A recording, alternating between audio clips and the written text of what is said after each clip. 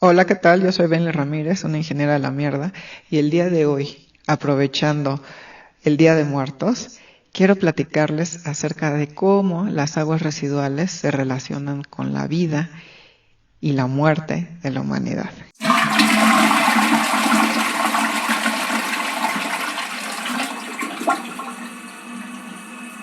El primer ejemplo de cómo está íntimamente relacionado es la expectativa de vida que hoy en día tenemos.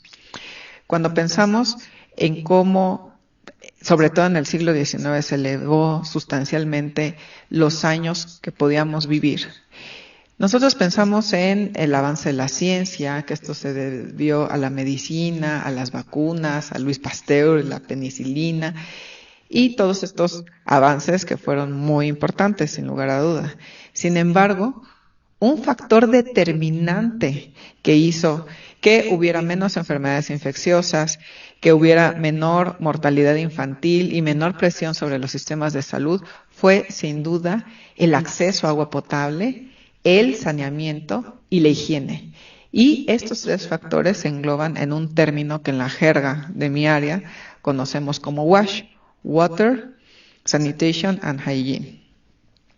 Se estima que a pesar de los avances que han existido, hoy en día aproximadamente 1.7 millones de personas siguen muriendo a causa de falta de acceso a agua potable, falta de saneamiento e higiene, sobre todo en los países menos desarrollados.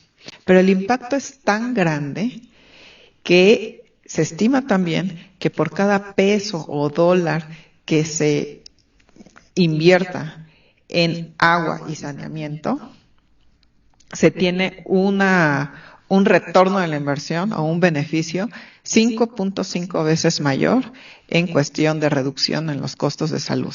O sea, el impacto es importantísimo e innegable.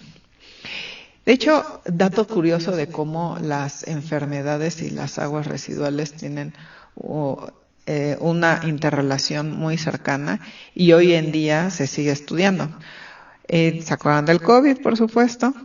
Bueno, existen ya diversos estudios y análisis y formas de monitorear enfermedades como el COVID, cómo esta enfermedad está habiendo un brote en cierta ciudad y también cómo ciertos antibióticos pueden o no estar teniendo resistencia en una población por medio de estudios genéticos en aguas residuales.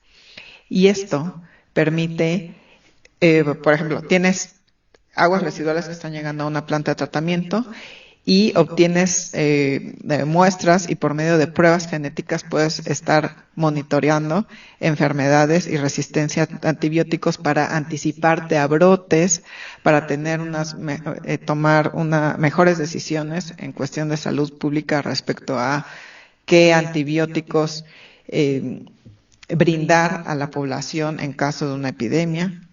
Y casos como estos nos muestran cómo las aguas residuales todavía tienen mucho que aportar en cuestión de salud pública, no solamente en cuestión de medio ambiente. El segundo ejemplo de cómo las aguas residuales se relacionan con la vida y la muerte es durante los desastres naturales. Generalmente cuando pensamos en un terremoto, un huracán o un tsunami, nos viene a la mente toda esta gente herida que requiere atención médica, todos estos edificios e infraestructura destruida que requiere ser reconstruida, evidentemente, pero pocos nos detenemos a pensar en el día a día, después del siniestro, ¿qué va a pasar con la gente? ¿De dónde va a tomar agua potable si toda la red de distribución de agua está destruida al igual que los edificios? ¿Dónde va a ser del baño? También, sí, imagínense la devastación que hay en el sistema de drenaje y cómo está la situación sanitaria en el lugar. Ahora, imagínense ese panorama sumado a una inundación debido a un huracán o un tsunami.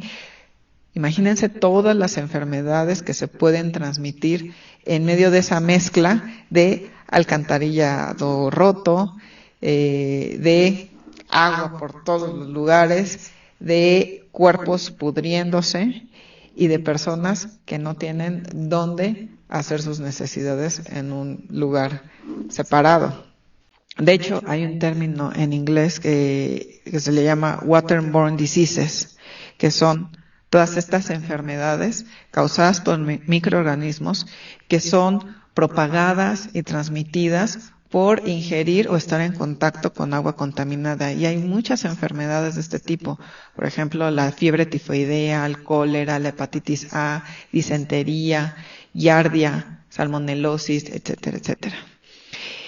De hecho, la Organización Mundial de la Salud ha enfatizado que después de un desastre natural o un siniestro, todas las enfermedades que se pueden transmitir, los brotes de epidemia que pueden ocurrir después de un desastre de este tipo, pueden causar igual número de muertes o incluso mayor que el siniestro mismo.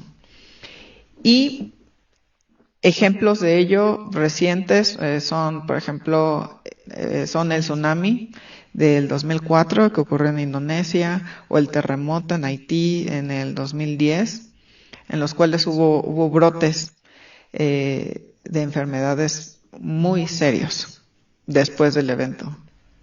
Algo curioso, bueno, no curioso, la relación que existe entre el agua residual y las enfermedades es tan cercana que, por ejemplo, en países como México y Latinoamérica y de África, seguramente de África y de Asia, donde existe este clima tropical, donde las enfermedades digestivas son muy comunes. Enfermedades, por ejemplo, donde tenemos gusanos y solitarias en el intestino y que son fácilmente transmitidas. Bueno, en nuestra legislación, por ejemplo, en la mexicana, la norma para reuso de agua o para descarga de agua a ríos, lagos, mares, o para el reuso de lodos de plantas de tratamiento de agua residual, existe un parámetro que debe de ser medido, monitoreado y controlado, que son los huevos del minto. Estos huevos del minto son es un indicador de cómo, de si existe o no contaminación por patógenos importante en el agua residual que se va a descargar o reusar.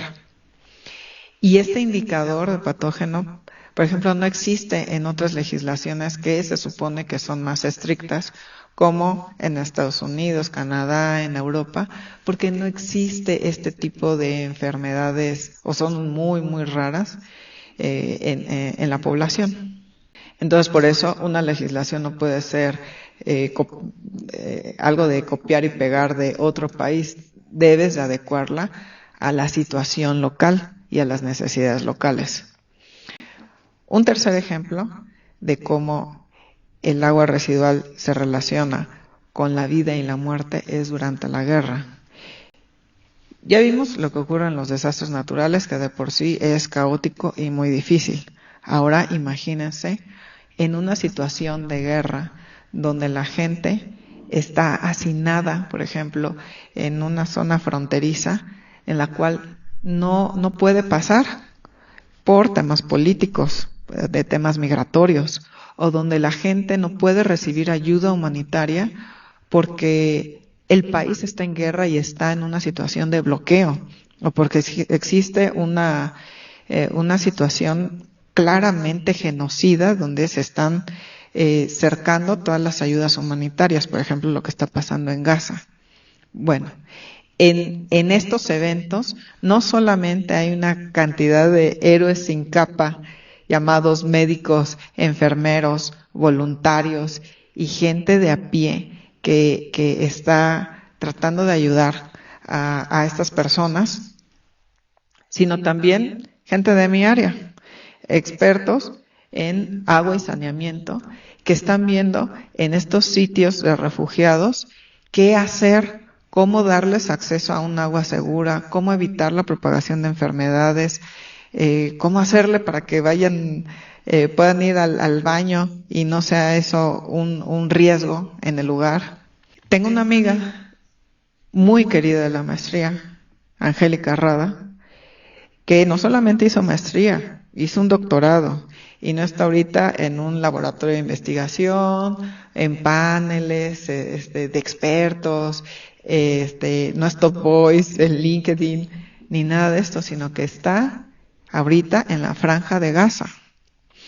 Ni siquiera persiguiendo su gran sueño, porque ¿quién va a soñar estar en la Franja de Gaza? ¿No?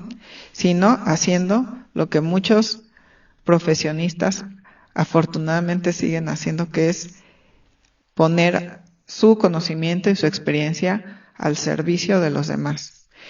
Entonces, le hicieron un llamado. Ella trabaja para la ACNUR, la Agencia de la ONU para Refugiados. Ha estado en Mozambique, Suazilandia, Turquía, Colombia.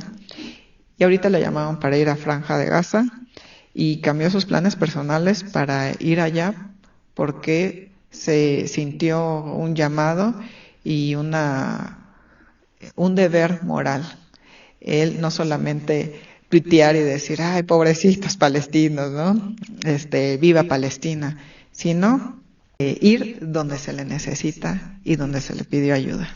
Entonces, desde aquí, mi querida Angie, te expreso todo mi cariño, admiración y respeto y espero que una vez terminada tu misión allá, regreses sana y salva con tus seres queridos a continuar con tus planes personales y profesionales que te están esperando.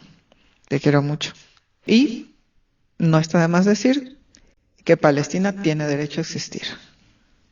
Yo creo que en otro video les contaré un poco más a detalle acerca de cómo ciertos tipos de aguas residuales son tan peligrosas que sí pueden causar muerte en los operadores o en la gente que llega a consumir esta agua de manera muy concreta.